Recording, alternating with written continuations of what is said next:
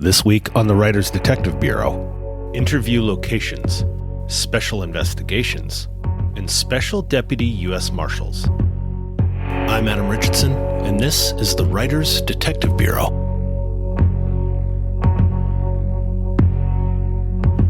This is episode number 38 of the Writers Detective Bureau, the podcast dedicated to helping authors and screenwriters write professional quality, crime-related fiction. I'd like to thank Gold Shield patron Deborah Dunbar from deborah.dunbar.com and Gold Shield patron CC Jameson from ccjameson.com, as well as my coffee club patrons that have been supporting me week after week, and most recently, Rick Seam and Dan Stout for their support. Please check out the show notes at writersdetective.com/38 to see which authors are serious about making their stories spot on when it comes to the cop stuff. They are the ones keeping the lights on in the Bureau, and they deserve your support. And if you have your own author business, I really urge you to consider joining Patreon. It's free for you, and it allows your readers a chance to support you financially through monthly micropayments. So give them a chance to show their support by creating your own Patreon account right now. You can learn more by visiting writersdetective.com/Patreon, and that's Patreon.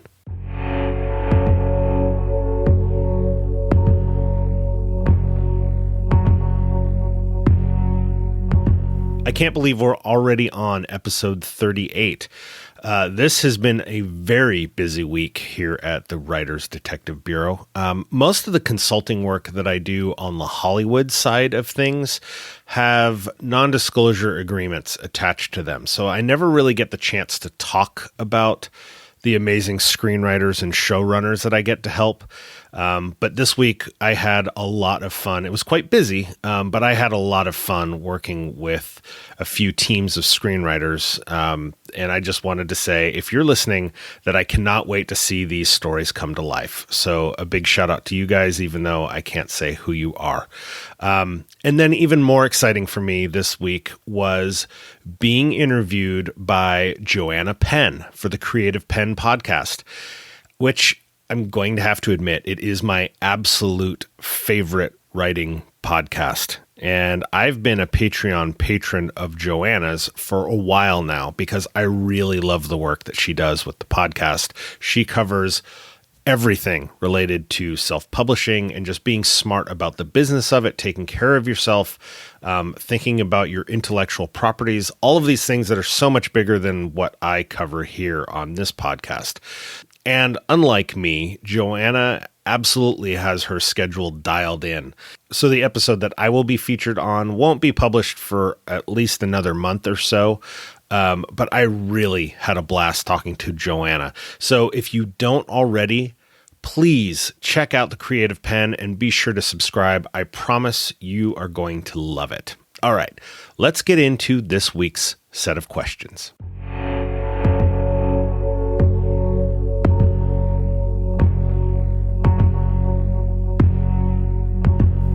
This week's first question I actually pulled out of the Writers Detective Facebook group. And if you're not a member, consider this a formal invitation.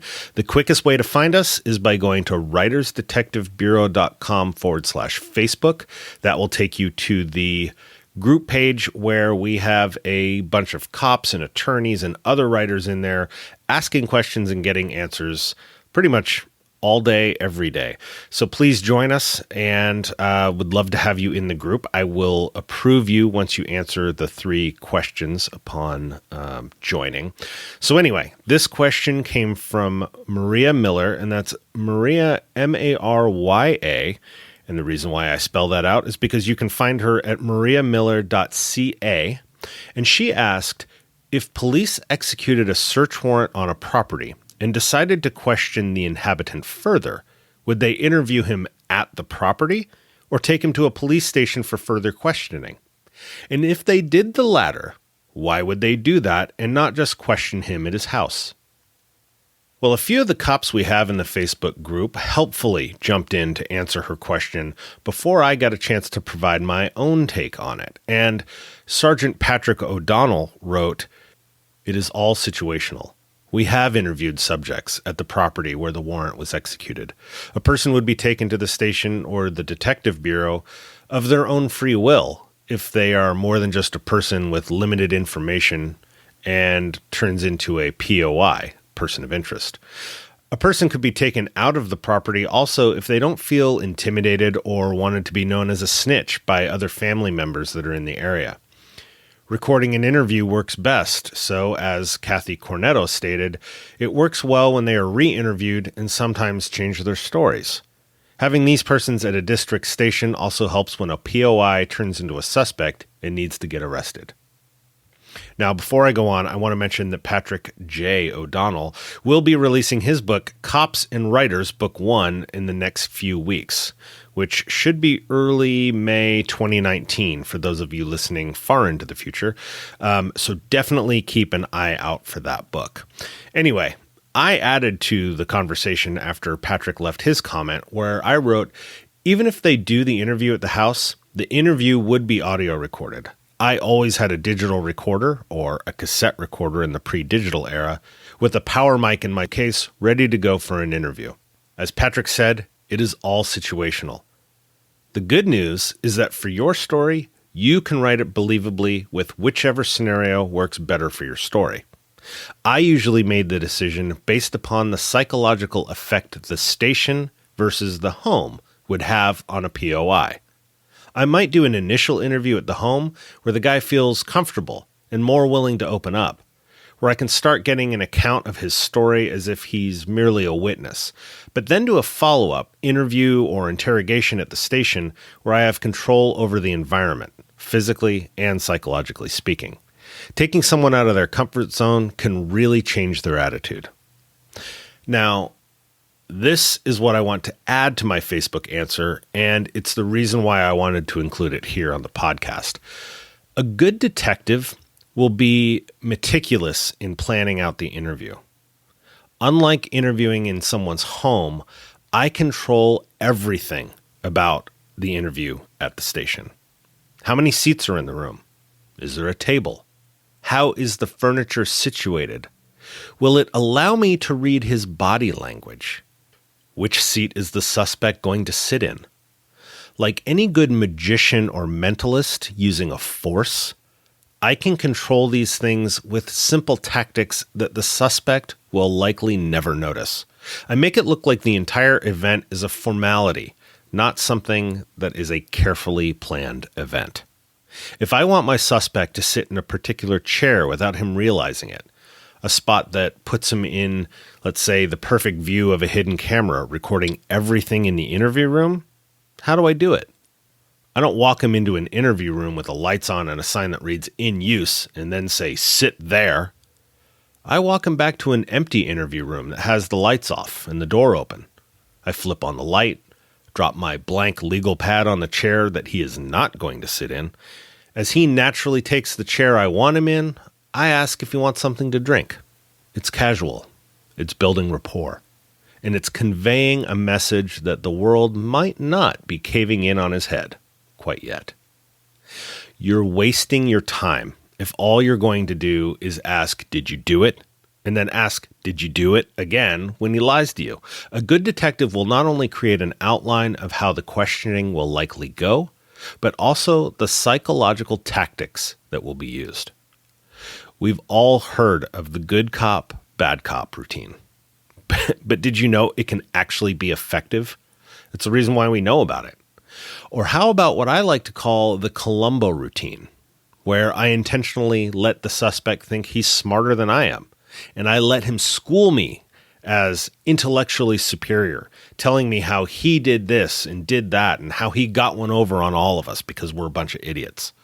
His ego does the talking. I just have to be smart enough to read him properly and get out of the way, give him a reason to boast. I don't mind playing the dummy if it means getting his admissions and confessions on tape for the jury to hear later. Sometimes the interrogation room isn't the scary place we think it is.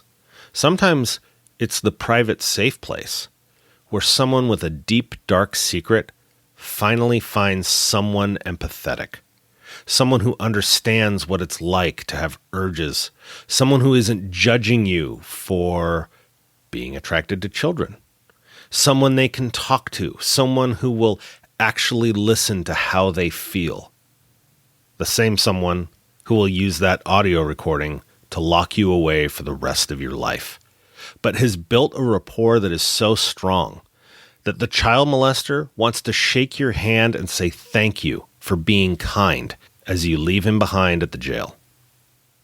I can't think of a controlled interview space at someone's home that would be this effective.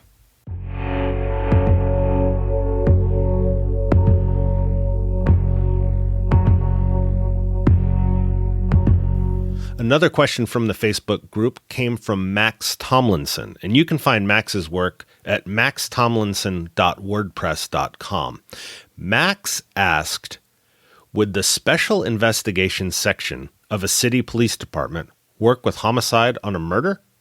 Thank you. This will really vary by agency. It'll vary by agency policy, the size of the department, and even the role of a, quote, special investigation section. The typical use of a special investigation section or a special operations section, unit, or division are the proactive investigative units, the ones that proactively work undercover cases like narcotics or vice. These are the detectives that spend a ton of time doing surveillance and running informants. Having spent well over a decade working in these kinds of roles, I can tell you that yes, we worked with our homicide units quite often, but the homicide unit was always the one running the investigation. We would get our tasks from them. So what kind of things would we be called upon to do? Well, first and foremost, we're talking surveillance. Now, our cars in special operations or special investigations do not look like plain clothes police cars. They don't look like Ford Crown Victorias with the bunches of antennas sticking out of it, even though they're painted blue instead of black and white or tan. Those are not the cars we're driving. We do not look like extras from the police station scenes of Law and Order. So if the homicide unit is looking for a homicide suspect, we are the ones that find them. You know when the SWAT team shows up and surrounds the place to call the murderer out of the house? How do you think they know he's in there in the first place? It's the surveillance team that saw him go in there after sitting there for hours and hours. It's where you have a detective on a surveillance that is able to swear under oath that they saw the murder suspect number one enter the apartment with the letter F on the green door. That's the kind of evidentiary observation that goes into the warrant. We're also the ones that snag the voluntarily discarded drink straw or cigarette butt for DNA testing, like we saw in the Golden State serial killer case. And I'm going to link to a story on lawandcrime.com that profiles this as well. You can find that in the show notes. We are the undercover hitmen that get brought in to make a murder conspiracy case. We are the ones wiring up informants to get a homicide suspect's admissions on tape. We aren't running the homicide case, but we often play an important role. But again, this varies by agency. I know one agency that has a unit called Special Investigations, but they're suit and tie detectives, and they only work crimes involving juvenile suspects. So it's nothing like what we just talked about. So the name of the unit can be misleading. So be sure to do your research, or at least have an avatar agency in mind for the one that you're going to write about in your story, and know what they call those units that do the surveillance work.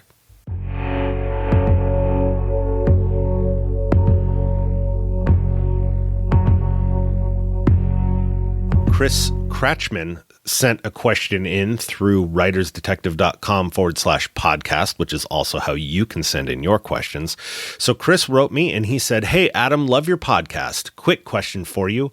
My uncle was a detective for a few years before going back to patrol. Anyway, he mentioned once that he was U.S. Marshals certified. I was wondering what that meant.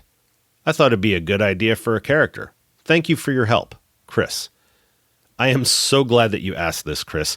In episode 23 of this podcast, back in January 2019, we talked about bank robberies. And in doing so, we talked about the differences between federal law and state law and how federal special agents are sworn to investigate cases involving federal law, and how state and local police officers and deputy sheriffs are sworn to investigate cases involving state or local laws.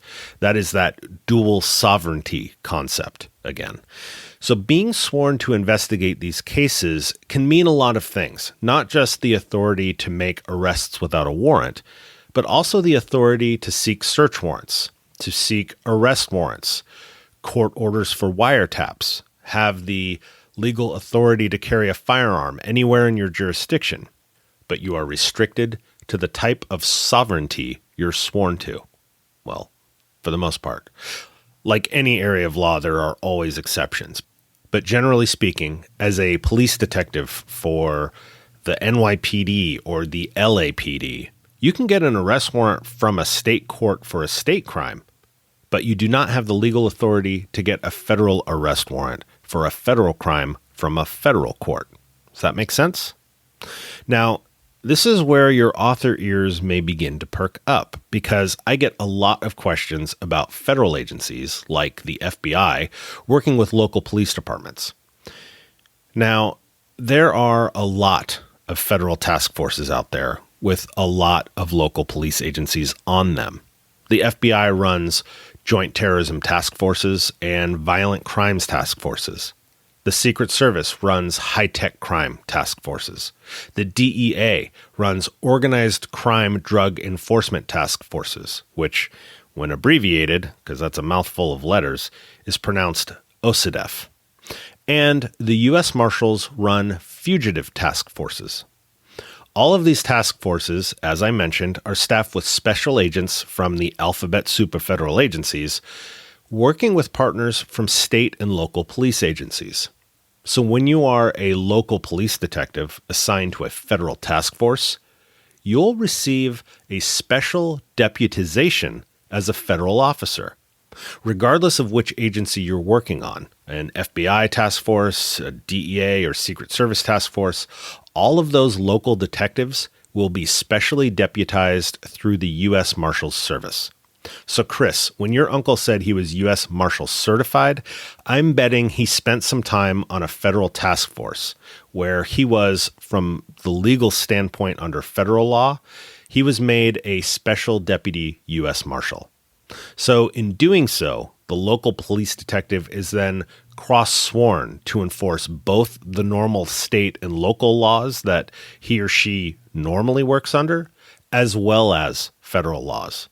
So the local police detective can now seek federal arrest and search warrants from the federal court, and then all of the other things that a federal agent can do under federal law anywhere in the U.S. So this special deputy U.S. Marshal deputization normally happens on existing long-term task forces, not on a working group for, say, a specific case, but it could be possible. So I hope that stokes some sort of idea for a story or character. So to learn more about the special deputization program of the U.S. Marshals, I will provide a link to the U.S. Marshals webpage that has it actually lists out all of the details. It was part of a FOIA request. So, and one very important note about the U.S. Marshals Service that every writer should take note of. The U.S. Marshals Service, the word marshal, they spell marshal with one L. 2 L's is the department store. 1 L is the federal agency that hunts down fugitives, provides security in federal courthouses, and runs the Witness Protection Program. I hope you enjoyed this episode of the Writers Detective Bureau podcast. If you did, would you take a moment to leave a review through whatever podcast app you're using? I would really appreciate it, and it helps other writers find this podcast. And most importantly, consider this a formal invitation to send in your questions. You can do so by visiting writersdetective.com/podcast. Thanks for listening. Have a great week and write well.